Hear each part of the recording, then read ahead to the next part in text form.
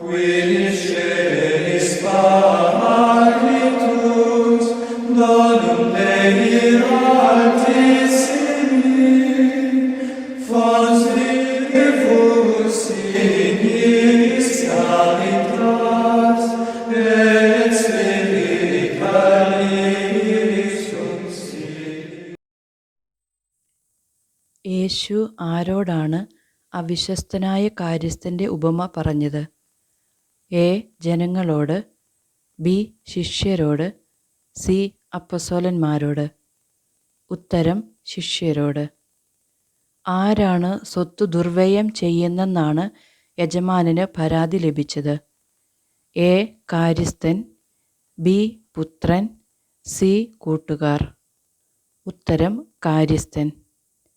യജമാനൻ ആരെ വിളിച്ചാണ് ആ പരാതിയെക്കുറിച്ച് ചോദിച്ചത്? എ. രാജാവിനെ, ബി. കാര്യസ്ഥനെ, സി. കൂട്ടുകാരെ. ഉത്തരം കാര്യസ്ഥനെ. നിന്റെ കാര്യസ്ഥതയുടെ കണക്ക് ബോധിപ്പിക്കുക. മേലിൽ നീ കാര്യസ്ഥനായിരിക്കാൻ പാടില്ല. ഇത് ആര് ആരോട് പറഞ്ഞതാണ്? എ. യജമാനൻ കാര്യസ്ഥനോട്, ബി. യജമാനൻ കൂട്ടുകാരനോട്, സി. യജമാനൻ വേലക്കാരനോട്. ഉത്തരം യജമാനൻ കാര്യസ്ഥനോട്. കിളയ്ക്കാൻ എനിക്ക് ശക്തിയില്ല, ഭിക്ഷയാചിക്കാൻ ലജ്ജ തോന്നുന്നു. എന്നാൽ യജമാനൻ കാര്യസ്ഥത എന്നിൽ നിന്ന് എടുത്തു കളയുമ്പോൾ ആളുകൾ തങ്ങളുടെ വീടുകളിൽ എന്നെ സ്വീകരിക്കേണ്ടതിന് എന്തു ചെയ്യണമെന്ന് എനിക്കറിയാം. ഇതു പറഞ്ഞത് ആര്? എ. വേലക്കാരൻ, ബി. കാര്യസ്ഥൻ, സി. അടിമ. ഉത്തരം കാര്യസ്ഥൻ. 100 ബത്ത് എണ്ണ തിരുത്തി എത്രയെന്നാണ് എഴുതിയത്? എ. 50, ബി. 80, സി. 60. ഉത്തരം 50. എവിടെയാണ് തിരുത്തി എഴുതാൻ കാര്യസ്ഥൻ പറഞ്ഞത്? എ. പുസ്തകത്തിൽ, ബി. കടലാസിൽ, സി. പ്രമാണത്തിൽ. ഉത്തരം പ്രമാണത്തിൽ. കൗശലപൂർവം പ്രവർത്തിച്ചതുകൊണ്ട് യജമാനൻ നീതിരഹിതനായ കാര്യസ്ഥനെ എന്തു ചെയ്തു? എ. അടുപ്പിച്ചു, ബി. പ്രശംസിച്ചു, സി. ശിക്ഷിച്ചു. ഉത്തരം പ്രശംസിച്ചു. ഈ യുഗത്തിൻ്റെ മക്കൾ തങ്ങളുടെ തലമുറയിൽ വെളിച്ചത്തിൻ്റെ മക്കളേക്കാൾ ബുദ്ധിശാലികളാണ്. വിശുദ്ധ ലൂക്കായുടെ സുവിശേഷത്തിൽ 4-ാം അധ്യായത്തിൽ എത്രാം വാക്യത്തിലാണ് ഇതുള്ളത്? എ. 16-ാം അധ്യായം 8-ാം വാക്യം, ബി. 16-ാം അധ്യായം 11-ാം വാക്യം, സി. 16-ാം അധ്യായം 15-ാം വാക്യം. ഉത്തരം 16-ാം അധ്യായം 8-ാം വാക്യം. അധാർമിക സമ്പത്ത് കൊണ്ട് നിങ്ങൾക്കായി സ്നേഹിതരെ സമ്പാദിച്ചുകൊള്ളുവിൻ. അത് നിങ്ങളെ കൈവെടിയുമ്പോൾ അവർ നിങ്ങളെ എവിടെയാണ് സ്വീകരിക്കുമെന്ന് പറയുന്നത്? എ. ഭൂമിയിൽ, ബി. ശുദ്ധീകരണ സ്ഥലത്ത്, സി. നിത്യകൂടാരങ്ങളിൽ. ഉത്തരം നിത്യകൂടാരങ്ങളിൽ. ചെറിയ കാര്യങ്ങളിൽ വിശ്വസ്തൻ വലിയ കാര്യങ്ങളിൽ എങ്ങനെയായിരിക്കും? എ. വിശ്വസ്തൻ, ബി. അവിശ്വസ്തൻ, സി. ശ്രദ്ധയുള്ളവൻ. ഉത്തരം വിശ്വസ്തൻ. ചെറിയ കാര്യത്തിൽ വിശ്വസ്തൻ വലിയ കാര്യത്തിലും വിശ്വസ്തനായിരിക്കും. ചെറിയ കാര്യത്തിൽ അവിശ്വസ്തൻ വലിയ കാര്യത്തിലും അവിശ്വസ്തനായിരിക്കും. വിശുദ്ധ ലൂക്കായുടെ സുവിശേഷം എത്രാം അധ്യായം എത്രാം വാക്യം? എ. 14-ാം അധ്യായം 15-ാം വാക്യം, ബി. 16-ാം അധ്യായം 10-ാം വാക്യം, സി. 16-ാം അധ്യായം 16-ാം വാക്യം. ഉത്തരം 16-ാം അധ്യായം 10-ാം വാക്യം.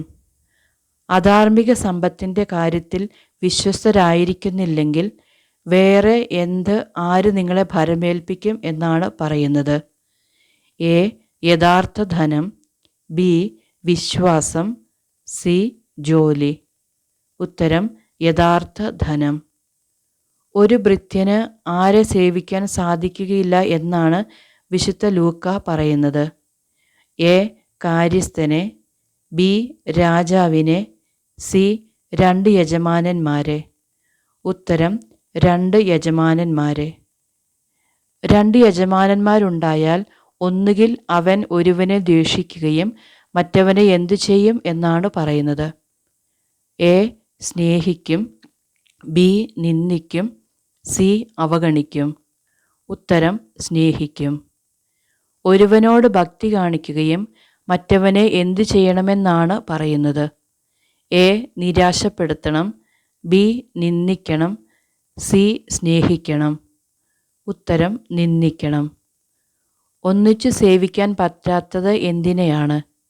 എ ദൈവത്തെയും മനുഷ്യരെയും, ബി ദൈവത്തെയും ലോകത്തെയും, സി ദൈവത്തെയും ധനത്തെയും. ഉത്തരം ദൈവത്തെയും ധനത്തെയും.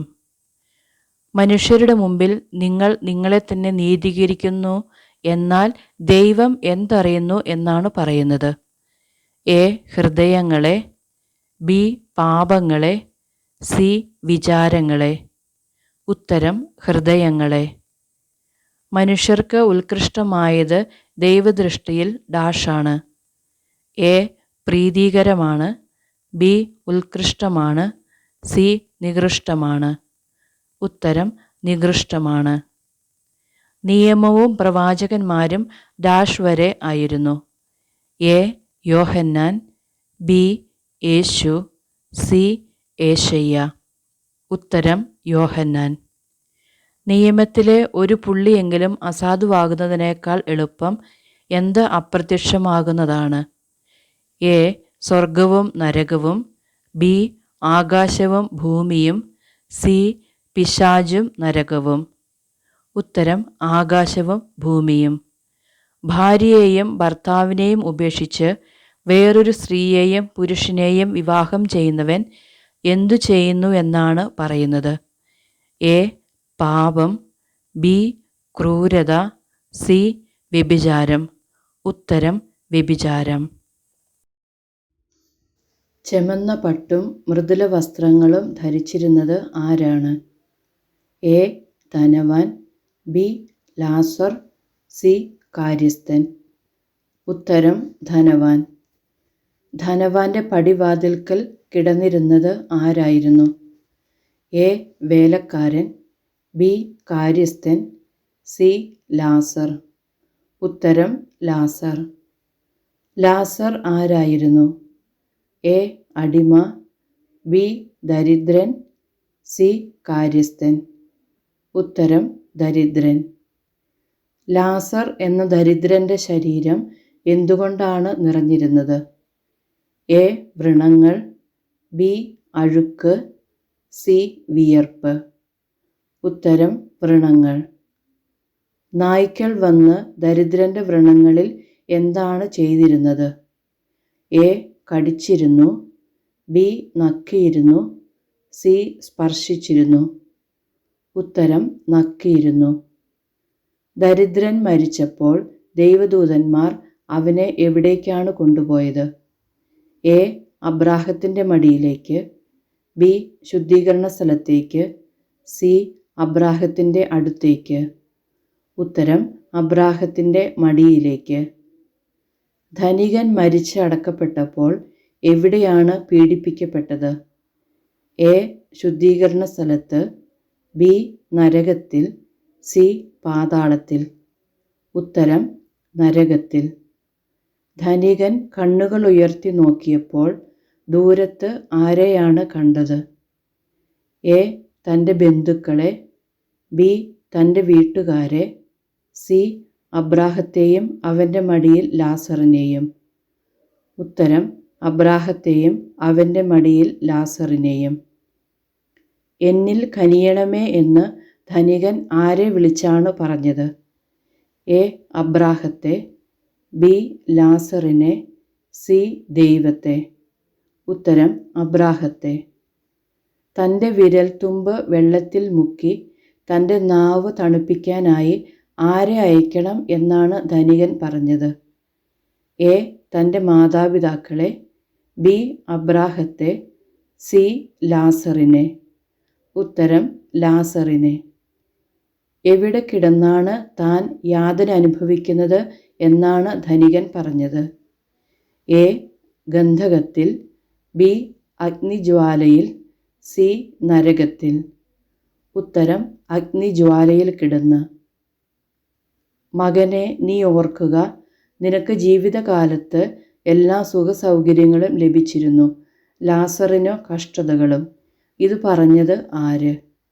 എ അബ്രഹാം, ബി ദൈവം, സി മാലാഖമാർ. ഉത്തരം അബ്രഹാം. ഇപ്പോൾ അവൻ ഇവിടെ ആനന്ദിക്കുകയും നീ വേദന അനുഭവിക്കുകയും ചെയ്യുന്നു. ആരാണ് അവിടെ ആനന്ദിക്കുന്നത്? എ ധനികൻ, ബി ലാസർ, സി ദൂതന്മാർ. ഉത്തരം ലാസർ. ധനികനും ലാസറിനും മധ്യേ എന്തുണ്ടെന്നാണ് അബ്രഹാം പറഞ്ഞത്? എ ഒരു വലിയ ഗർത്തം, ബി ഒരു വലിയ തുരങ്കം, സി ഒരു വലിയ പാറ. ഉത്തരം ഒരു വലിയ ഗർത്തം. ലാസറിനെ എവിടേക്ക് അയക്കണമെന്നാണ് ധനികൻ പറയുന്നത്? എ ശുദ്ധീകരണ സ്ഥലത്ത്, ബി എൻ്റെ പിതൃഭവനത്തിലേക്ക്, സി പാതാളത്തിലേക്ക്. ഉത്തരം എൻ്റെ പിതൃഭവനത്തിലേക്ക്. ധനവാന് എത്ര സഹോദരന്മാർ ഉണ്ടായിരുന്നു? A 5, B 4, C 3. ഉത്തരം 5. എൻ്റെ സഹോദരന്മാർ ഈ പീഡകളുടെ സ്ഥലത്ത് വരാതിരിക്കേണ്ടതിന് ലാസർ എന്തു ചെയ്യണം എന്നാണ് ധനവാൻ പറയുന്നത്? എ പ്രാർത്ഥിക്കണം, ബി മധ്യസ്ഥം വഹിക്കണം, സി സാക്ഷ്യം നൽകണം. ഉത്തരം സാക്ഷ്യം നൽകണം. അവർക്ക് ആരുണ്ടെന്നാണ് അബ്രഹാം പറഞ്ഞത്? എ മാതാപിതാക്കൾ, ബി സഭയും പുരോഹിതന്മാരും, സി മോശയും പ്രവാചകന്മാരും. ഉത്തരം മോശയും പ്രവാചകന്മാരും. പിതാവായ അബ്രാഹമേ, അങ്ങനെയല്ല, മരിച്ചവരിൽ ഒരുവൻ ചെന്ന് പറഞ്ഞാൽ അവർ അനുതപിക്കും. ഇങ്ങനെ പറഞ്ഞത് ആര്? എ ലാസർ, ബി ദൂതന്മാർ, സി ധനികൻ. ഉത്തരം ധനികൻ.